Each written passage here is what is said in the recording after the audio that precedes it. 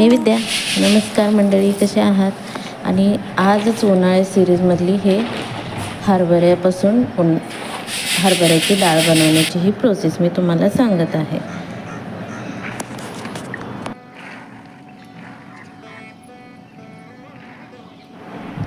उन्हाळी काम म्हणून हरभऱ्यापासून डाळ बनवणे ही एक सोपी, घरगुती आणि पारंपरिक पद्धत आहे.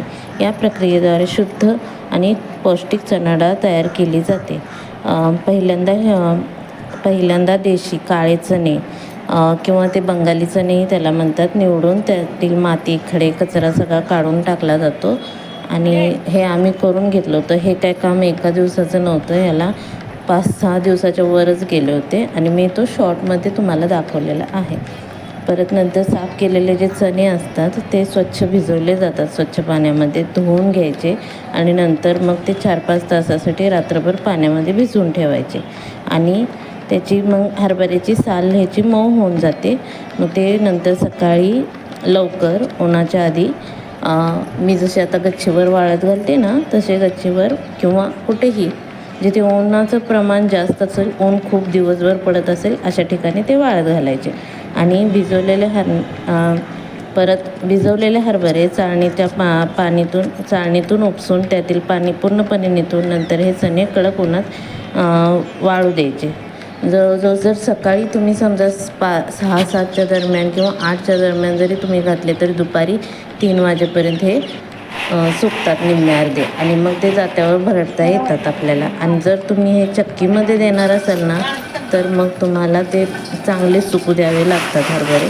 आणि सार्थकला सुट्ट्या लागल्यामुळे तो कसा निवांत झोपला होता बघा.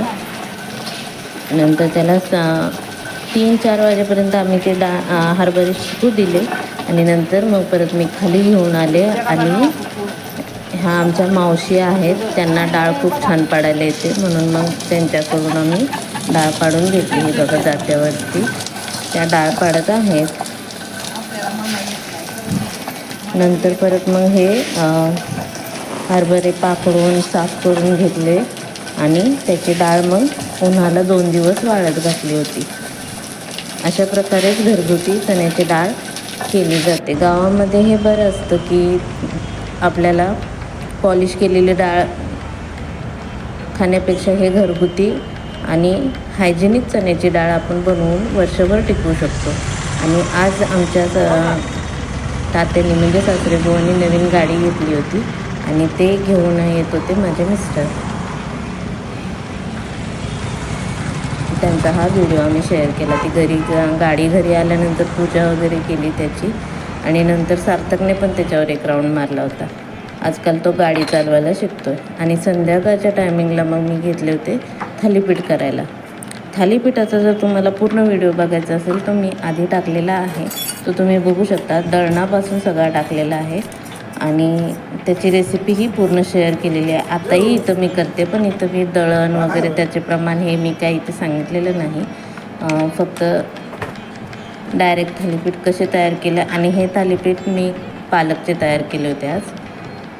पालक आणि कांदा चॉपरमध्ये बारीक करून घेतला. हिरवी मिरची, आलं लसूणाची पेस्ट तयार केली. हिरवी मिरचीचं प्रमाण जरा जास्त ठेवायचं आणि लसणाचं प्रमाणही जास्त ठेवायचं. जिरे आणि धण्याची पूड टाकली, नंतर हळद टाकली आणि गरम मसालाही आपल्या आवडीनुसार आपण टाकायचा. आणि ते छान मळून घ्यायचं सगळं मीठ टाकून. पहिल्यांदाच मी मीठ टाकलं होतं, त्याच्यामुळं आता इथं तुम्हाला दिसणार नाही. थालीपीठ तळण्यापेक्षा ना अशा थापून केलेले थालीपीठ खूप छान लागतात. आणि ही उसळ बरोबर, चवळीची उसळ याच्यासोबत आमच्या इकडे खातात. तुमच्याकडे कशाबरोबर खातात? आमच्याकडे चवळीची उसळ, दही आणि थालीपीठ असं खाल्लं जातं. हा आमचा मेनू होता त्या दिवशीचा. आणि शेरू तिथं येऊन बसला होता. बरं, तो फॅनच्या समोर त्याला येऊन बसायचं असतं, पण हा जाऊन बसला होता मंदिराकडे तोंड करून. फॅन एकीकडे आणि हा एकीकडे तोंड करून बसला होता. ह्याचं एक गजबच चालू असतं काहीतरी. म्हणजे नेहमी असा बसत नाही, पण त्या दिवशी जाऊन बसला होता देवाकडे तोंड करून. काय चाललं होतं त्याचं काय माहिती. आता तुम्हाला इथं पुढे व्हिडिओमध्ये तो दिसेल.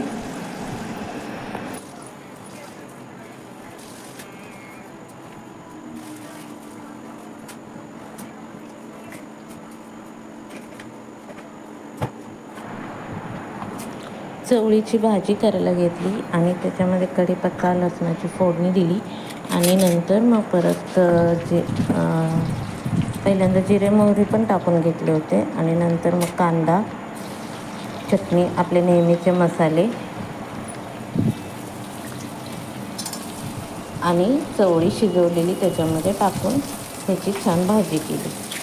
थालीपीठ खाण्याचे जसे खूप सारे फायदे आहेत. ते उत्तम चवीलाही लागतात आणि खरपूस असतील तर आणखीन चवी लागतात. तुम्ही त्याला लोणीसोबतही खाऊ शकता ताज्या. आणि भाजणीमध्ये आपण कडधान्यांचा आणि डाळींचा वापर जास्त करतो, त्याच्यामुळे आपल्या शरीराला प्रथिनं मिळतात. परत नंतर म्हणजे हाय प्रोटीन. आणि नंतर परत ज्वारी, बाजरी आणि गहू हे आणि तांदूळ यांच्यामध्ये फायबरचं प्रमाण जास्त असतं. ते आपली पचनशक्ती सुधारण्यासाठी मदत करतात, म्हणजे रिच इन फायबर असतात.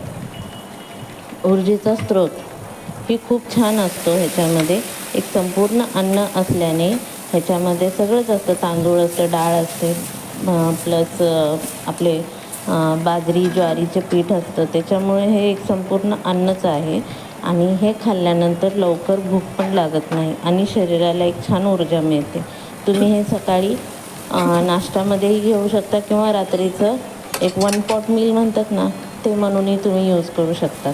आणि वेट लॉससाठीही थालीपीठ खूप छान असतात, कारण की त्याच्यामध्ये फायबरचं प्रमाण जास्त असतं.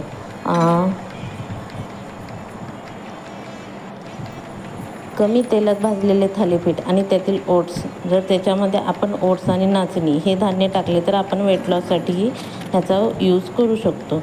आणि मधुमेहासाठी जर आपण तांदळाचं प्रमाण कमी ठेवलं तर आपण मधुमेहवाले हे जे रोगी आहेत किंवा जे पेशंट आहेत ते हे खाऊ शकतात.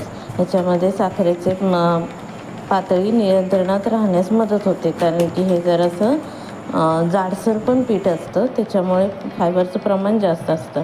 आणि ह्याच्यामध्ये लोह असतं, कॅल्शियम असतं, फॉस्फरस यासारखे खजिने यात नैसर्गिकरित्या आढळतात. आणि थालीपीठ बनवताना आपण वेगवेगळ्या प्रकारचे थालीपीठ बनवू शकतो. जसं मी आज पालकचं बनवलं होतं थालीपीठ, तसंच तुम्ही मेथीचे बनवता. मी नेहमी मेथीचे पण बनवते. आपण आज मेथी नव्हती, मग फक्त पालकचंच बनवले. कधी कधी मी मेथी, पालक, कांदा हे सगळं मिक्स बनवते. आणि काकडीचेही थालीपीठ खूप छान लागतात. आणि तुम्ही तूप लावूनही ते परतू शकता. त्याला वरतून तिळाने छान सजवून घ्यायचं आणि हे थालीपीठ तयार आहेत. भाज्यांचे प्रमाण थालीपीठामध्ये जर जास्त ठेवले तर ते आपल्या शरीरासाठी खूप फायदेशीर असतं. ह्याच्यामध्ये खूप जीवनसत्व असते. समजा जर गाजराचे थालीपीठ केले तर त्याच्यामध्येही खूप मोठ्या प्रमाणामध्ये जीवनसत्व असते. आणि लोखंडाच्या तव्यावर केल्यामुळे तुम्हाला आयर्न पण मिळते. मी लोखंडाच्याच तव्यावर थालीपीठ करते किंवा बिडाच्या तव्यावरही तुम्ही हे करू शकता. आणि पांढरे लोणी म्हणजे बटरपेक्षा आपल्या घरचे पांढरे लोणी कधीही छान लागते. आणि जर ते ताजे असेल तर विचारायलाच नको, परफेक्ट जेवण आहे ते आपल्यासाठी. तुमच्याकडे थालीपीठाची भाजणी कशी तयार करतात हे नक्की मला सांगा. आणि तुम्ही कशाबरोबर हे खातात. आणि उपवासाचेही थालीपीठ आपण बनवतो. तुमच्याकडेही बनवले जातात का मला नक्की सांगा. आणि आजचा व्हिडिओ तुम्हाला कसा वाटला ते सांगा. हरभऱ्याची डाळ मी बनवली, त्याचा व्हिडिओ तुम्हाला कसा वाटला तेही सांगा. बाय. लाईक करा, शेअर करा आणि सबस्क्राईब करायला विसरू नका.